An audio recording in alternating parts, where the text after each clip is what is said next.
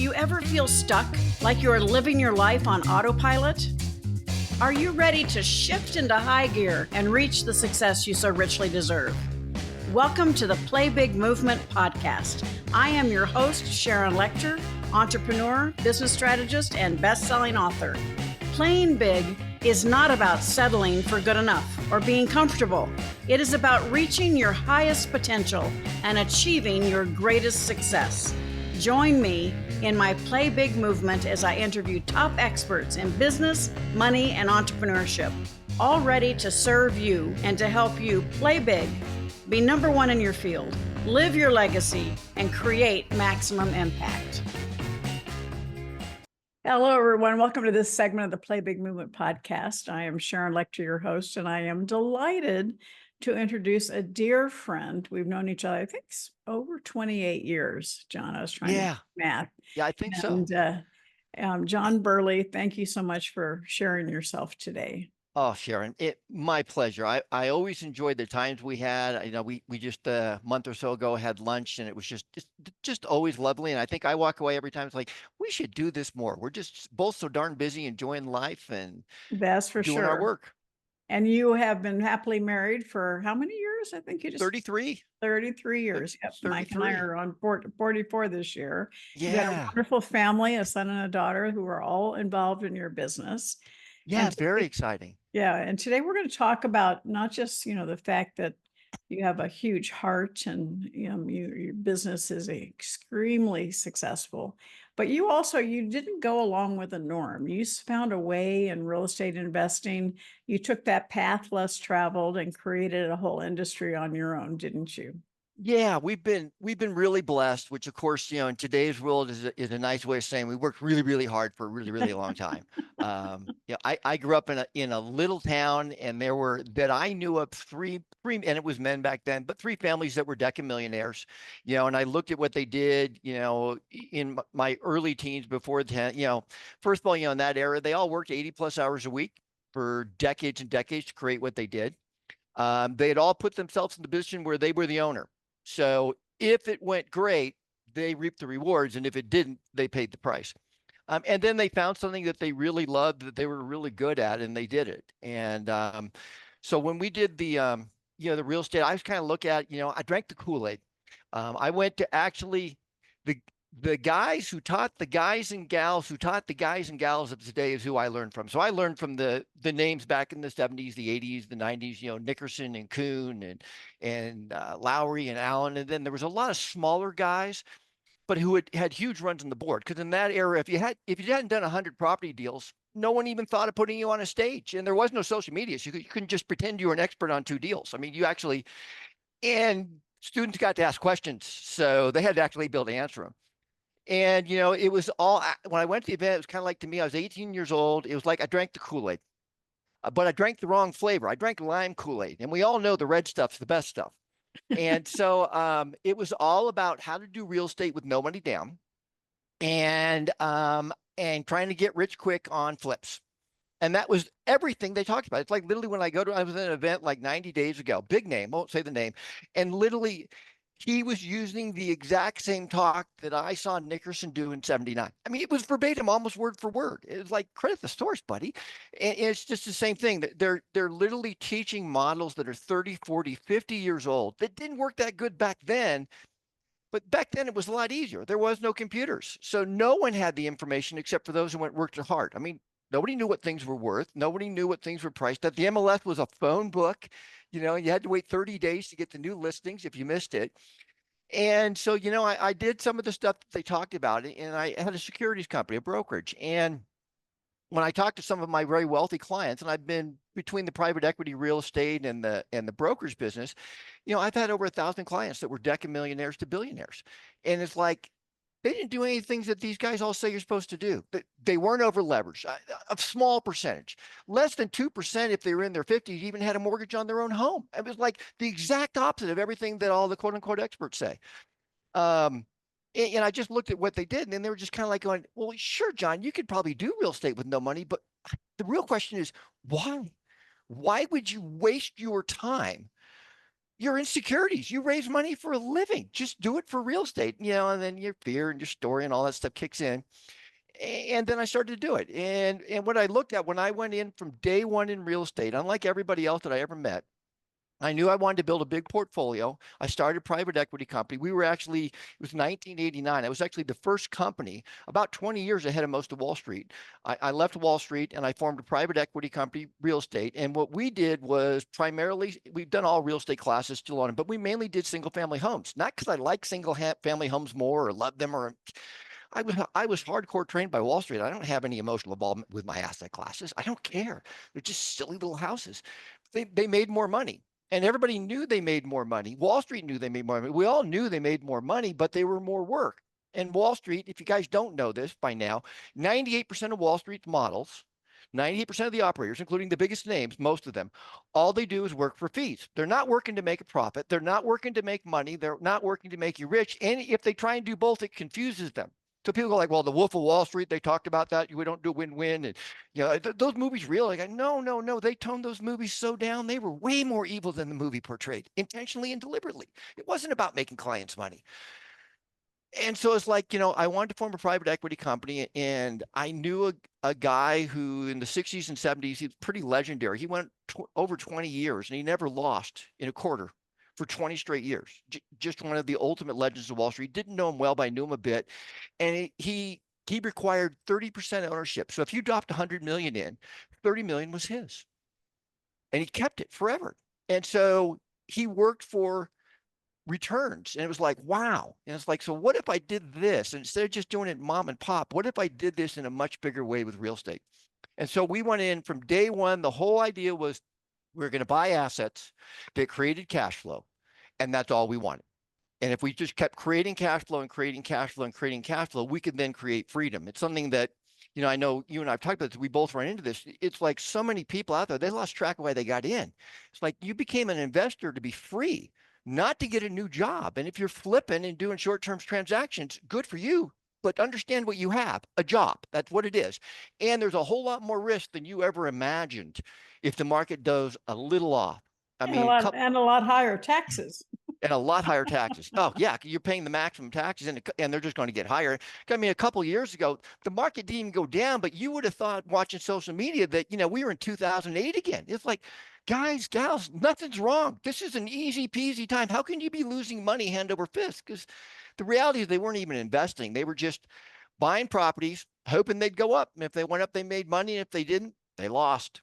And so they lost. So we were just, and in the beginning, man, we worked hard in the early days. In that 89 through 92, we did 400 houses the first 3 years, and we were averaging $142 a month, and I got half. So I did all that work for $71 a month. But we built over time, income streams went up. Now they're $800 to $1,200 a month on the exact same houses. People go like, I wish the good old days when houses were 50 grand. You don't, because interest rates were 12%. You really don't want them. And so just, we designed a whole model, had to create the systems. By 92, we had down. I look for my excitement outside of my business. So, I don't need to go conquer and master new things. We know what we do. We do extraordinarily well. And we've just done thousands and thousands of properties. A couple of years ago was pretty exciting. We know there's more, but we know of over 1,000 of our students who have over 100 properties in portfolio. We call them they actually came up with a name with it, the Burley Century Club. And we have over 1,000 of them. And those are people that are worth, on the low end, 25, 30 million, and many of them are worth over $100 million. We all do very, very similar things. Yeah, and so it was unique. The other thing is we really looked at and we reverse engineered the business, Sharon. Most people are just worried about themselves primarily, and I get that, and we all have that interest. But we were like, let's do this opposite. First of all, let's never call a resident a renter or a tenant again, because in the modern world, there's no good positive connotations around that. So they're residents and owners. And what we do is we strive to let the families own a home. So the families that can't own a home, we provide ownership with owner financing. We have thousands and thousands of families who have moved in and paid their home off. And that's my portfolio, not my students. And so the first thing is like, let's really structure this so the resident wins. Let's give them a home. Let's give them 10, 15, 30 years to own the home like a regular person. Let's let them build up equity. Let's let them then take care of it. Because we all know we're stereotyping, but this isn't CNN or Fox. We all use stereotypes because they're mostly true. Of course, there's an exception. A stereotype. If you're a drug lord, it rarely ends well. Not too many drug lords live to 90 years old and die peacefully surrounded by their family in bed. It's usually not a good death. You have a run there, but it doesn't end well. Um, and so ours was, let's give the families ownership and let's let them own the home. They take care of the homes. They improve the value. So it's not like we're doing pad splits or this stuff where the neighbors don't want you. We're not putting Airbnbs next to your home. We're putting a homeowner next to your home. So the values go up, the homes get improved. We get a really good, great return for long term. And our clients pay for decades and decades and decades. So it's just consistent cash flow with nice back ends on the end, but it was just designed around that. And then what I did differently is rather than just trying to buy them no way down, and and those sub twos and that stuff, we've done over 500 of the sub twos and another like 500 owner financing deals over the years. But those are to me just like free houses. Those are just like the extra houses that came in because of the volume we did. What we really wanted was just look, in most areas, the banks are the ones with the money, and they have the money that institutionally is at the lowest cost. So, we just raised and raised and raised hundreds and hundreds and hundreds of millions, almost $1 billion now, in private equity money that we place in. We split the profits 50-50. And through 23, we've never had that's my dog Titan. Through 23, we've never had a losing year. Because it's interesting when the manager owns it and is only paid on earnings. It's amazing how much better properties do than when they're paid property management fees. So we eliminated the management fees and just went with the idea of ownership and returns. And it actually is a very unique model. And yet what you've done is you've perfected a system, a true buy and hold, right? Buy, hold, Yes. and grow.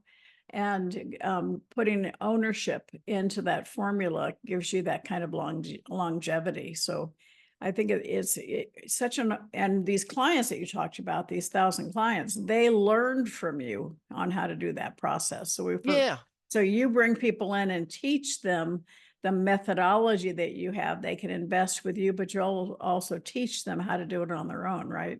Absolutely. Yeah, we have students that literally come in. We do we do 3 public events a year. We have students come in from all over the world. We teach them our private equity model, specifically, exactly how we do it. I know a lot of capital investors, we talk to them, it's like going, wow, half the profits. But then when they really start to look at the model, it's like going, okay, an old mutual friend of ours, Robert Kiyosaki, used to say on the stage all the time, half of what Burley makes is more than I ever made. And it was the truth. Because and that was an era when he was farming a lot of his investments out to myself and Shop Off and other people that we both know, because he was just so busy driving. You both were so busy traveling the world driving the model, the Rich Dad brand, that it was, they just didn't have time to do the investing. So we did it. And so what we do is we design it where our capital investors actually make a higher rate of return than they make or they ever made before. And it's every year for years and years and years and years and years. I know when I really talk to capital investors, they'll have this laundry list of things they want, but especially it's something that we've been going through, since the 10 to 12 era. There's a lot of people who have inordinately large amounts of money in cash. There's trillions of dollars in pension money that's in cash, non-deployed. So much. And they're like, well, I just need this and this and this. And what they're not connecting is, the problem isn't finding the right deal. The problem is they're so scared internally on a subconscious level with losing that they don't deploy. So, I mean, when we do our talking points, which we teach, first thing we talk about is like, look, safety. It needs to be safe. For about 75% of people, their core need is safety. For about 25%, the core need is security. And I don't know which one an individual is. I know which one I am. And so we really talk about the safety and the security, having the money be safe, have the money being secure. And I learned this, my financial planning days, all the movies are like, oh, we need to wheel and deal and in and out. And the reality is most of my clients just wanted to feel they made a really good decision and then didn't have to worry about it again for decades. Just take care of it, John, because they're not investors. It's not what they're supposed to do. They're out there doing what they do to make their high incomes. And then we deploy it for the long term. We focus predominantly on cash flow, and you guys made cash flow a household word. Thank you. And Well, because you did. you focus on the assets that generate the cash flow. That's all we Instead wanted. of, I talk about, when the assets are sexy assets, you put them in your asset column and they become your employees and they work for you for years, which is the model that you teach and that you deploy. Yeah, I mean, most our properties we hold for decades. And obviously we take advantage of all the tax benefits and all the good stuff. Residential offers some stuff that's not available for commercial. There's a couple things that we can strategically take advantage of, and we do. We have to pay our taxes, but we're in America. Judge Learned Hand told us in 34, we're entitled to pay the least amount we can. And so we do. We spend a lot of time structuring that. I know with your background, we've had these conversations. And then we just focus on, a great rate of return for the long term. And then I think the reason most people do real estate long term is not the reason we do it. Most people do it for capital growth. And we get a lot of the capital growth, a lot of the appreciation, but that's not why it was. I mean, our internal spreadsheets literally were designed. First of all, you don't need a spreadsheet to buy a house. If you do, you got issues. It's a single family home. We've all been in hundreds of them just growing up, whether you ever invested or not. The numbers work or they don't. It makes a great rate of return the day you buy it or it doesn't. And so I always, on my internal spreadsheet, Sharon, my tax benefits are zero because I was around, Tax Reform Act of 86 when they just butchered and destroyed commercial real estate tax benefits. So they could change that tomorrow. And then the other thing is I always just put the growth rate down to zero. So the investment property without emotions makes rate of return based on its income stream, cash flow after real expenses, or it doesn't. And if it doesn't, we go to the next one. If it does, we acquire it. The day you buy it, yeah, your profit's made on the buy, right? Yeah, it's always on the buy because the sell is unknown and it's based on the market. And how I was trained and how I've always looked at it as the founder and the CEO of our private equity company. My sole job, that's it, is to reduce and mitigate risk. That's it. It's not to make wow returns, which of course by reducing and mitigating risk we do. It was figuring out everything that could go wrong and then having a plan to fix it when it did. And obviously we have a big portfolio. We have more things go wrong most months than most people will have in a 40, 50-year career. But to us, it's just like, welcome to Tuesday morning. And that's because Monday morning we focus on making it rain, not putting out other people's fires. And it's just, it is what it is. It's just part of the model. And it's one of the things we really are proud because we're one of the few people that really teach students like, look, here's the good stuff. And then here's what goes wrong. And then when it goes wrong, here's what you do because it will go wrong. When I hear people talk about, oh yeah, it's real estate, everything goes good. It's like, it's real estate. Things break all the time. Things go wrong at your house, Sharon. They do at mine. Oh yeah, regularly. Yeah, we're up at our mountain home, and the downstairs air conditioner is chugging too much, guys. He was supposed to come this morning, but I moved him back just in case. And it's just stuff goes wrong. It's real estate. It just is. You deal with it and move on. It's just a fact of life. It's not if, it's when, right? Yeah, it just always is. So the $1 million question right now is. You and I have talked about this. People are so afraid of buying right now because the interest rates are so high, or someone's afraid they're going to have to pay too much for a house because of the fact that there's a low supply, high demand. But my feeling is, it's all in the numbers and the numbers that would tell the story. So talk about what you see what I see right now in the industry is a lot of people that were in the industry have kind of fizzled out because it's not as easy as it used to be, but the deals are still there. So talk about your thoughts of the real estate market right now. And you always go right to the perfect questions. I think what's underlying around all that for people is fear. And, everybody's like, wow, we're going to have another big crash. And it's like, let's just look at the facts. The facts are, big crashes happen every 60 to 90 years. That's facts. In the United States, we've had 4 big crashes in our history. And we have charts go back to 1765, 1790, 1872, 1932, and 2008. That's it. Those are our 4 huge crashes. I think the first reason they happen every 60 to 90 years is that it's not that history repeats itself, is that the people who went through it, who suffered, they pass away. And either the children or the grandchildren don't remember the stories. See, I still remember my grandfather's stories. I still remember his stories about the Great Depression. I mean, I remember literally, in 87 calling a friend of mine who was like 85 years old, who was one of the biggest, most prolific investors I ever knew. And it's like, are we here, Mike? And he goes, nah, it's not across all sectors, John. This is not 32. It's like, okay. Because it would have been early on the timeline, but it was possible. I remember, in 2000, 2001, it's like, okay, this is it. Nope. Okay. But we're positioning, we're building the war chest, because when times are really good, the bad comes. So the market cycle, they go through growth, prosperity, recession, depression over and over and over again. About every 14 to 18 years, we do a cycle. The big ones are 60 to 90 years out. So based on that, could it happen? Yeah, but there's no history. Be like, well, that's only 1765. Okay. The English Commonwealth, as we call it today, has got charts going back to 1100s. Then you go into, Rome, which is Italy today. They go back 4,000 years, Greece. We got charts going back over 6,000 years. It just doesn't happen like people say. Yeah, the next thing is Wall Street. Wall Street since 34 has underwritten the government's debt, what we call the good debt. And conspiracy is, oh, well, the treasury's going to go. Look, if the treasury collapses, it doesn't matter.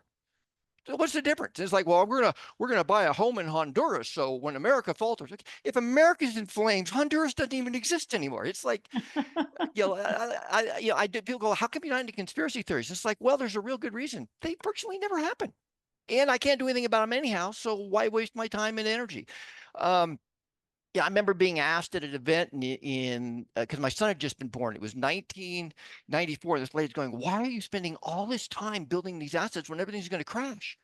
Like, well, we don't know if it's going to crash. And if it does crash, I'd rather crash with 1,000 houses and a couple million in the bank than crash where you're at, because you don't even have money for lunch.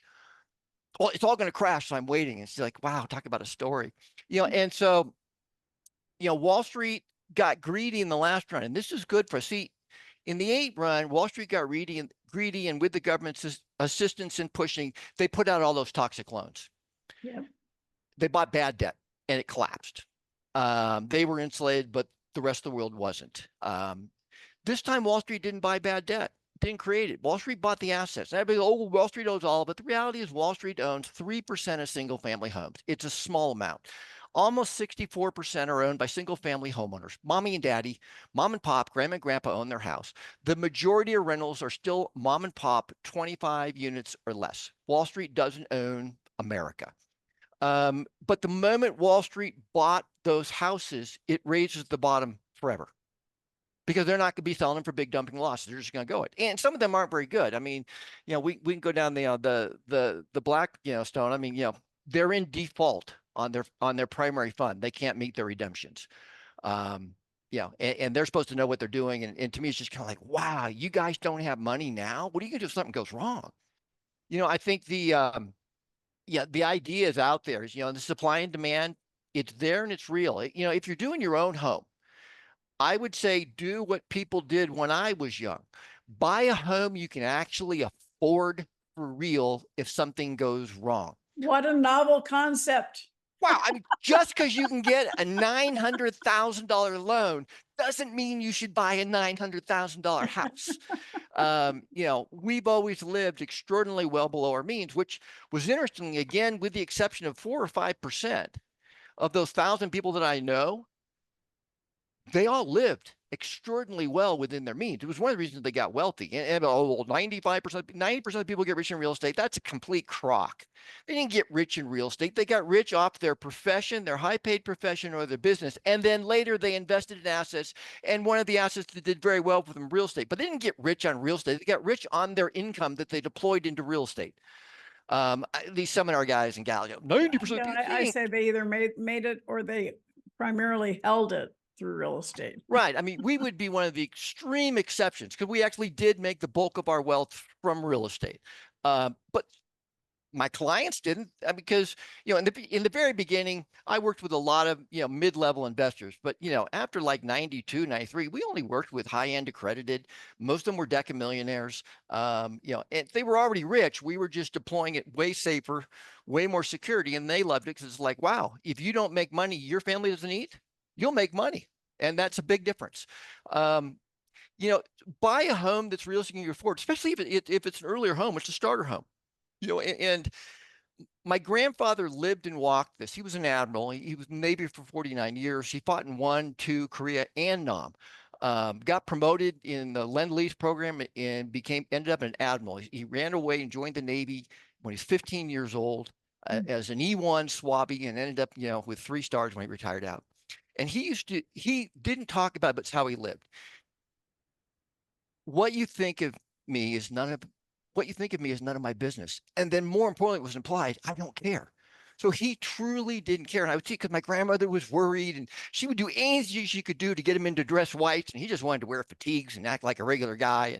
And, and they had to do it entertaining and a lot of that stuff. And, he wasn't into it. And she was all worried. She was always complaining about their house because it was just a regular house, but he loved it and it was his home. She wanted a big mansion. He didn't want to waste the money.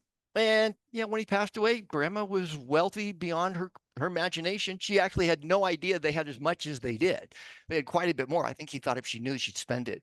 So it's like, if it's your own home, don't care what the neighbors think. Don't care what your friends think. Get a home that you can afford, pay the sucker off. And then, 5, 10, 15 years when it's free and clear, or you have hundreds of thousands of equity, start upgrading and moving up and moving up.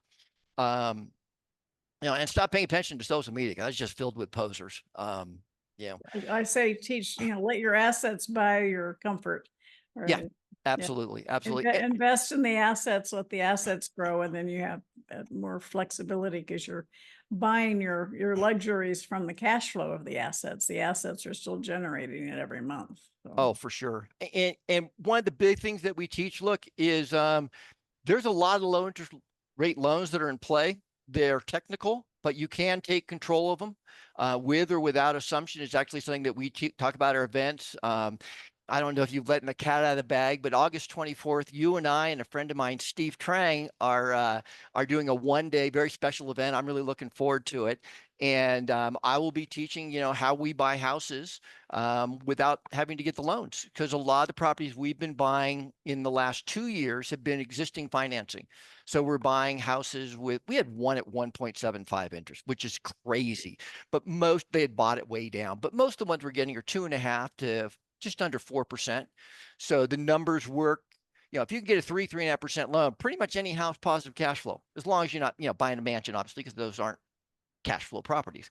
And then we're still buying regular houses. Our students are still buying regular houses. It's, learning to buy the right house in the right neighborhood, but then you have to be very specific. It's where we have a huge advantage over Wall Street. They're just trying to place for fees, so they're overpaying and they're not buying the right house. So we discovered all the intangibles, and a 4th bedroom gets you $200 more a month than a 3-bedroom, but the 4th bedroom doesn't cost you $200 a month.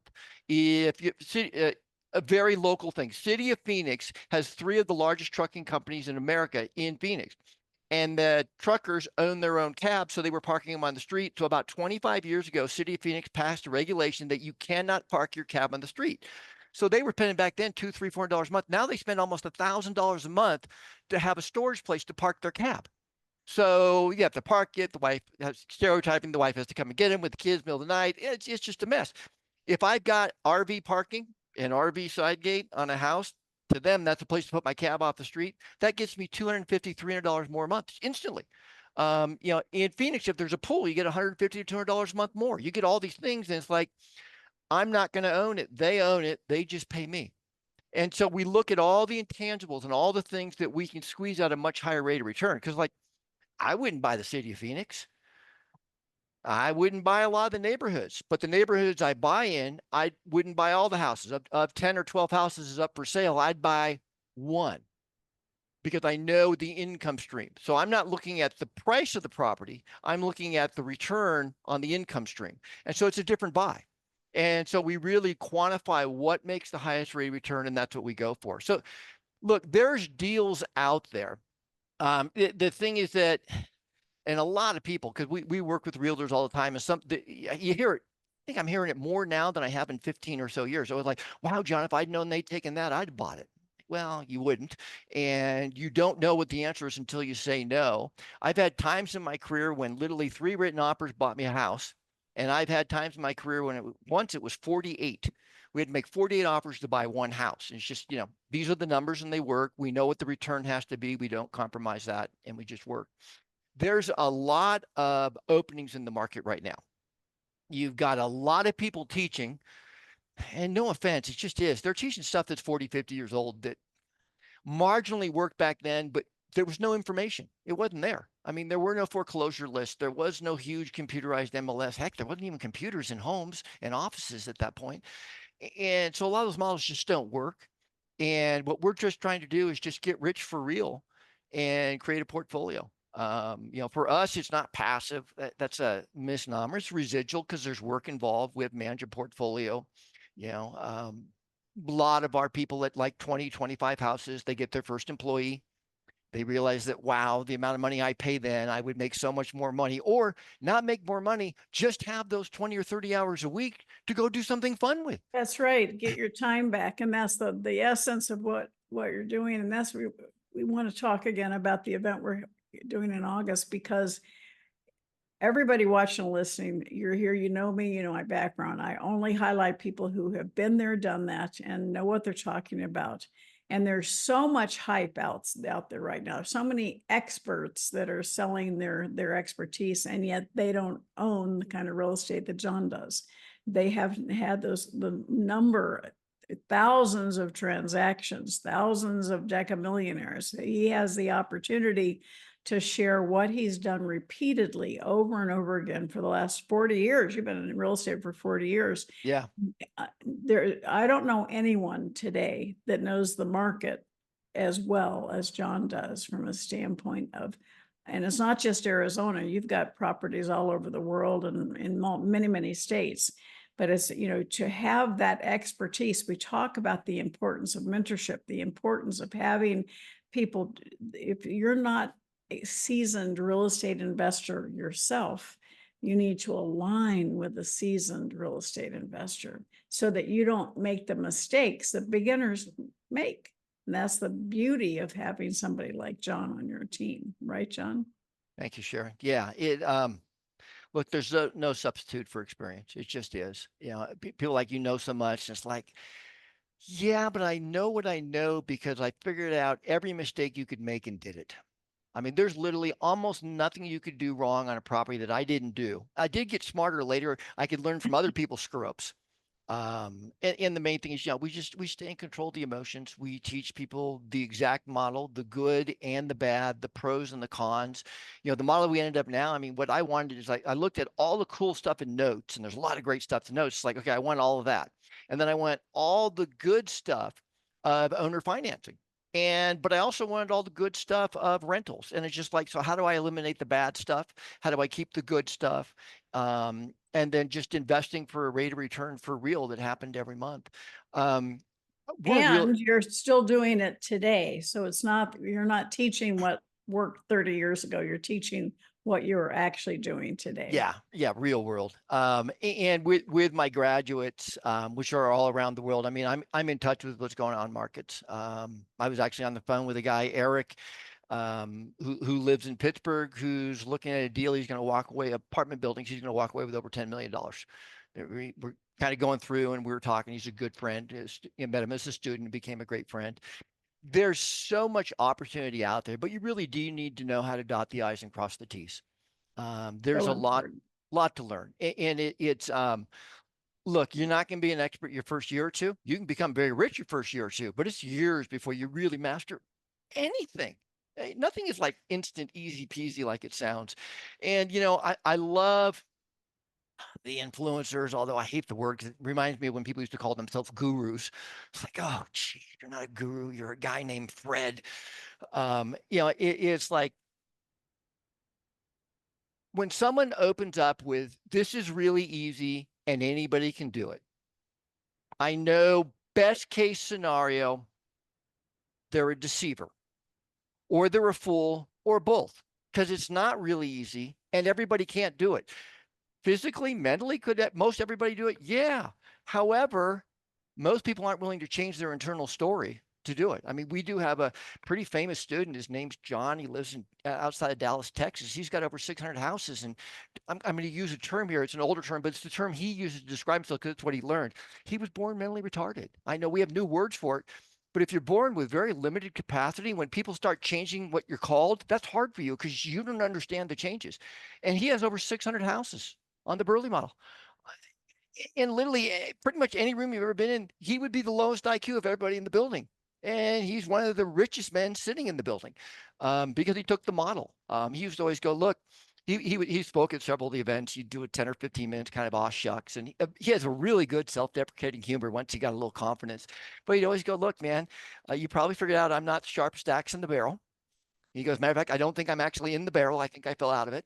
And but you go like, look, this is here's what you do. You just need to be stupid enough to believe, and then do what you're told. The advantage he had is, unlike a lot of people, he couldn't change the steps around. There's 12 steps to acquiring a property. He couldn't invent new steps. He couldn't change the orders around. He literally was in a class with 17 rocket scientists from NASA. So I was working with a promoter, and they'd literally done a promotion in Houston, and they had 17 rocket scientists and one of the lowest intellect people I ever taught. And to my knowledge, none of them ever did a deal. And he has over 600 properties. I love that. That's a great story. I love it. Yeah. He's a dear friend, and he's one of the most special people I've ever worked with. That's it's just like, fantastic. yes, I love that. I love hearing that.